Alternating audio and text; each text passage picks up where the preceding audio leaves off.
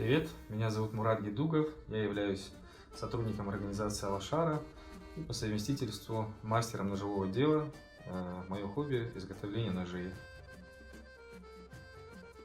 Процесс изготовления ножей – это в первую очередь работа с металлом, с деревом и с кожей. Если у человека есть опыт работы с такими материалами, в принципе он сможет заниматься изготовлением ножей. Абазинский нож – это национальный нож Абазин и абхазов. Его отличие от других ножей – это седловидная оковка, наличие седловидной оковки, особенности клинка и особенности самих ножен. Металл подобрать не столь сложно. В интернете продается огромное количество различных материалов и металлов в том числе. Нужно просто зайти в интернет и погуглить и найти. На сегодняшний день есть два вида абазинских ножей. Это паспа и мцаска. Паспа – это нож, который имеет прямую рукоятку, и в свою очередь он подразделяется еще на 4 подвида, которые отличаются между собой в основном только размерами самого клинка. Это большой нож рахшега, средний нож паспа, малый нож пасага и самый маленький нож цклас. В общем, предназначение абазинского ножа, что в прошлые времена, что в эти, оно не изменилось. Нож предназначается для хозяйственно-бытовых нужд. Это разделка крупного рогатого скота, мелкорогатого скота, домашние птицы, мясо и, может быть, шинкование каких-то продуктов, овощей. То есть он применяется на кухне, грубо говоря. Изготовить один нож в среднем уходит времени от 3 до 5 дней, если заниматься постоянно этим. Если нет, то до недели. На сегодняшний день нет каких-либо специальных курсов по обучению изготовлению ножей. Обучиться изготовлению ножей можно только у самих практикующих мастеров, и это очень хорошо для самого начинающего мастера, потому что он окунается сразу в процесс и максимально быстро начинает обучаться. Научиться процессу изготовления ножей примерно можно за полгода. Нет, конечно, не можно, потому что нож предназначен для реза, а если нужно что-то порубить, то нужно использовать либо топор, либо какой-то топорик, иначе сам нож будет выкрашиваться, режущая кромка будет ломаться. Данный нож не подпадает под понятие холодное оружие, и ни в коем случае его нельзя использовать в таких целях. Он несет в себе функцию только хозяйственно-бытового предмета. Этапы изготовления ножей лучше рассмотреть на практике, так что давайте приступим к этому процессу. Сам процесс изготовления ножа можно разделить в общем-то на 3 этапа. Первый этап – это работа с самим клинком, второй этап – работа с рукояткой, третий этап – это работа с ножнами. На сегодняшний день у нас есть такая паковка, которая, между прочим, пришла мне из Абхазии. С ней мы сегодня будем работать, из нее мы будем делать на сегодняшний день клинок. Форма у нас уже имеется, на данный момент можно просто уже подойти к гриндеру и начать вытачивать. Здесь мы будем сейчас работать, будем формировать режущую кромку, будем делать спуски с помощью такого замечательного оборудования, как гриндер. Будем также использовать ленты и будем их менять от более грубого зерна к более легкому. Давайте приступим.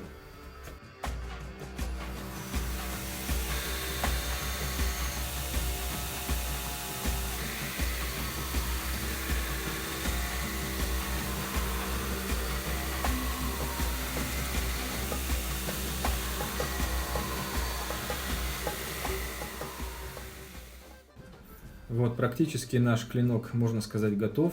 Мы сформировали режущую кромку, сделали спуски. Спуски в абазинском ноже, они чаще всего идут от обуха. Обух – это верхняя часть самого клинка, эта толщина. Здесь тоже, обратите внимание, мы убрали лишние части самого металла, сформировали наш длинный хвостовик. И обратите внимание на то, что в конце этого хвостовика мы сделали эту резьбу. Клинок у нас готов, мы его обклеили, чтобы не было каких-либо механических повреждений. Теперь мы приступаем ко второму этапу, то есть к изготовлению самой рукоятки. Изготавливать мы ее будем из такого материала, который называется граб. Он произрастает у нас здесь на Кавказе, но в своем изначальном виде он светлый, его просто пропитывают какой-то химией, он становится черный. На сегодняшний день этот материал он очень актуален очень пользуется спросом, потому что вот черная рукоятка, она вот придает самому ножу какой-то более брутальный, более мужественный вид. Просверливаем его насквозь, чтобы хвостовик нашего клинка проходил полностью по внутренней части этой рукоятки. Делаем традиционный пропил, который как раз таки отличает абазинский нож от других остальных. Да, вот такой небольшой пропил, в который войдет наш клинок. Прежде чем мы будем вставлять наш клинок в саму рукоятку, нам нужно разместить на нижней части самого клинка вот эту традиционную оковку. Вот она выглядит таким вот образом. Мы ее в данный момент сделали из латуни. И вот таким вот образом мы прикрепляем данную традиционную оковку. Вот посмотрите. Вот эта традиционная оковка несет название кудер по-абазински. По-русски означает седло. То есть она имеет такую седловидную форму. И после того, как мы разместили вот эту оковку на самом клинке, мы ее вставляем в будущую рукоятку. Да? Преждевременно сделав там небольшой такой вот пропил. Вот, как мы говорили, хвостовик нашего клинка, он проходит полностью сквозь самого вот этого граба нашего, рукоятки, да, и выходит с тыльной стороны. Здесь мы просто вот вставляем сюда наши декоративные элементы, вот в таком формате. В конце мы вставляем более толстую латунь и потом вот временно закручиваем и фиксируем, тем самым стягивая полностью все наши элементы рукоятки. В общем-то, сборка рукоятки завершена. Следующий этап — это полностью заклеивание всей нашей рукоятки обычной эпоксидной смолой, желательно прозрачной. В принципе, вот наша рукоятка уже склеена, получается. Сам процесс склейки мы не показывали, потому что он достаточно прост. Просто нужно вот клей залить вовнутрь и вот проклеить вот эти вот вставочки. И обратите внимание, вот эти вот ушки мы тоже уже отогнули и тоже их наклеили. То есть у нас вот сформировалась так называемая традиционная абхазо-абазинская оковка кудер. Да, вот если посмотреть сбоку, похоже на седло с одной и с другой стороны. Далее мы будем формировать форму самой рукоятки, и делать это мы будем на гриндере. Переходим на гриндер. Вот на этой ленте с максимально крупным зерном мы будем выводить черновой вариант самой рукоятки, а далее вот на отрезных кругах будем избавляться уже от крупных мелких царапин и выводить уже чистовой вариант самой рукоятки. Надеваем маску и приступаем к работе.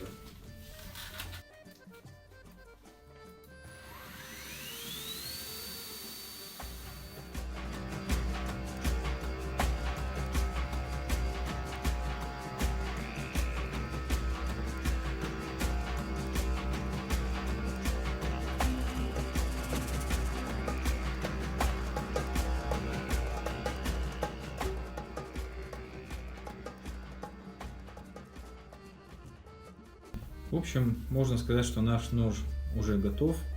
Осталось его немножечко зачистить, убрать небольшие риски на самом клинке. Но основной этап создания рукоятки у нас завершен. Осталось только вот приделать небольшую закрутку с тыльной стороны самой рукоятки. Если вы помните, мы на самом хвостовике клинка делали резьбу. Она вот нужна для того, чтобы вот такую небольшую закрутку приделать с тыльной стороны. И вот на данный момент получается наш нож практически завершен. Осталось сделать ножны, и можно смело отдавать его своему хозяину. Второй этап создания рукоятки завершен. Приступаем к третьему этапу — шитью ножен.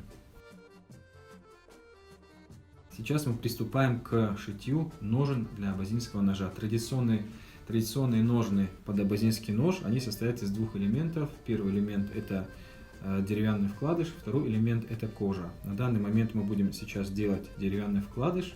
Для этого мы взяли такой небольшой брусок дерева, ложим сверху наш нож и обводим контур нашего ножа. Сначала с одной стороны, потом его переворачиваем и обводим уже с другой стороны. Особенностью абазинских ножен является то, что ножны в него вставляются как с одной стороны, так и с другой стороны. То есть получается ножны двусторонние. Вот, мы обвели контур нашего ножа, после чего нам нужно будет взять стамеску и понемногу удалять лишнюю часть самого дерева. Тем самым формируя выемку под сами ножны. Наш деревянный вкладыш готов. Вот так вот он выглядит в конечном своем варианте. Обратите внимание, с внутренней стороны он имеет такую ступенчатообразную форму, потому что когда нож вставляется в сами ножны, вот эта ступенька, она играет роль ограничителя. То есть она на этом месте останавливается. Рукоятка и клинок. Вот, как мы уже ранее говорили, ножны у нас двусторонние. Нож можно вставлять как с одной стороны, так и с другой стороны. Вкладыш у нас получается готов. Осталось теперь его обернуть в кожу и зашить. Делается это следующим образом. Формируется лекало. Для начала мы берем обычную фольгу, обворачиваем сам наш вкладыш ножом, полностью его обворачиваем. Потом мы берем вот такой вот скотч и тоже понемногу полностью этим скотчем обворачиваем наш вкладыш.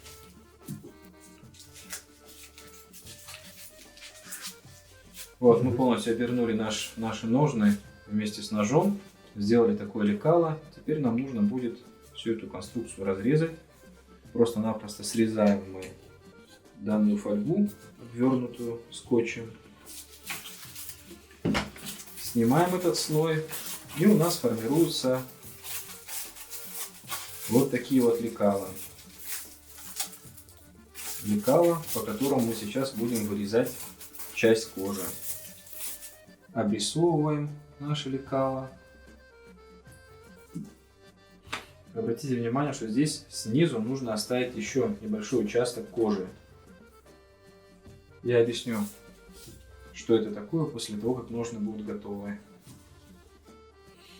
Берем обычный нож канцелярский и просто-напросто вырезаем по контуру кусочек этой кожи. Вот так вот выглядят наши ножны после того, как мы их сшили. Мы вырезали по лекалу кусочек кожи и просто взяли и обернули наш вкладыш вот этой вот кожей и прошили ее вдоль красными нитками. Традиционные ножны, они, как мы говорили, отличаются тем, что состоят из двух элементов. Это вкладыш и сама кожа. Сама кожа в самом конце имеет такой небольшой лепесточек. Нужен он для того, чтобы, когда он висит, просто одной рукой взять за нее, а второй рукой вытаскивать сам нож. Давайте посмотрим, как это все работает. Нож вставляется как с одной стороны, так и с другой стороны. Осталось вот здесь вот приделать небольшую бусинку, за которую можно вытаскивать сам нож. И нож готов к эксплуатации. Я выбрал это ремесло по той причине, что это имеет отношение к моему народу, и изготовление таких абазинских ножей практически уже ушло в историю. Ножевое дело, оно очень популярно в мире. Ни одного человека нет, который бы не пользовался ножом. Ни одного человека. Поэтому, чем больше мы будем популяризировать этот нож, тем больше людей будут узнавать о том, кто такие абазины, интересоваться нашей историей, нашей культурой. Процесс изготовления абазинского ножа непростой. Но когда ты его делаешь, ты сталкиваешься со многими сложностями, но после того, как ты завершил работу, после того, как ты видишь в своих руках результаты своего труда, ты получаешь несказанное удовлетворение и ощущаешь связь со своими предками. Ты словно делаешь историю, ты словно становишься частью истории, которая передается из поколения в поколение. Вот такой вот нож, он прослужит долгие годы своему хозяину и будет ему верным спутником и помощником в любые времена.